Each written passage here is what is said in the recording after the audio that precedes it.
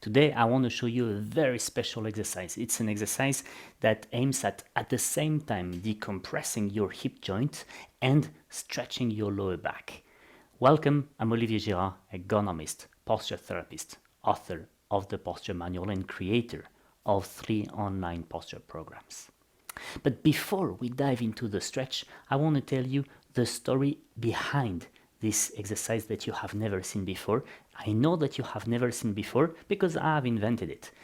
Look, this lady, who is my patient, has been through a cancer treatment procedure with heavy chemotherapies, and from them she has kept massive pain a bit everywhere, and in particular in the pelvic area. She really has a lot of pain in the hip joint.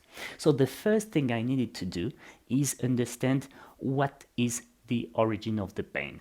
And to cut a long story short, I wanted to test two hypotheses. I wanted to test if the hip joint angle was doing something, or if applying pressure to the hip joint was having a role. To test the influence of the hip joint angle, it's easy. You do this, and if you have pain, well, probably the hip joint angle has a role to play. It was not her case. But when I asked her to hold on to something for stability and just stand on one leg, then she felt massive hip pain. So this means that basically when there's vertical pressure on the hip joint, twice as much as when she's on her 2 feet, she feels the pain. The next thing I did was to assess whether hip traction would cause pain. So have her lie down, pull on the knee fold, and that wasn't create discomfort. So this means that I could not compress her hip, but that decompressing the hip was apparently not painful. My first reaction was to think, okay, I'm going to ask her to lean against the wall so that the weight is borne by the wall, and raise the knee so that the hip drops under its own weight, and we'll see if that creates a stretch. Bad news, this appeared to be super painful in the hip joint on the leg on which she was standing. So she was lifting the right knee and left was suddenly becoming painful. So somehow what I had to do was to allow her to decompress the right hip joint without compressing left. And here we go with the construction of the new stretch. Look what we did.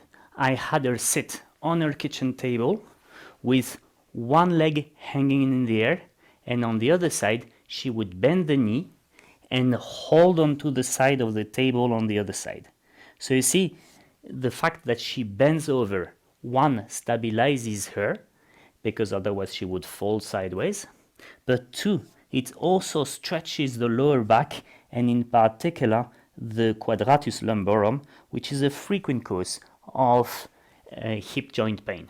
And her weight is borne by the table, and that leg is stretched down, decompressing the hip joint. An important aspect of this stretch is that the leg doesn't move backwards. It should just fall vertically due to its own weight, because if it goes back, the back is hollow. So it's just there and like this. And guess what? This lady, after having done this on each side for around 30-40 seconds, she went on her feet and suddenly the pain was gone. So you see, if you build the stretch with the logical reasoning, well, you can do miracles.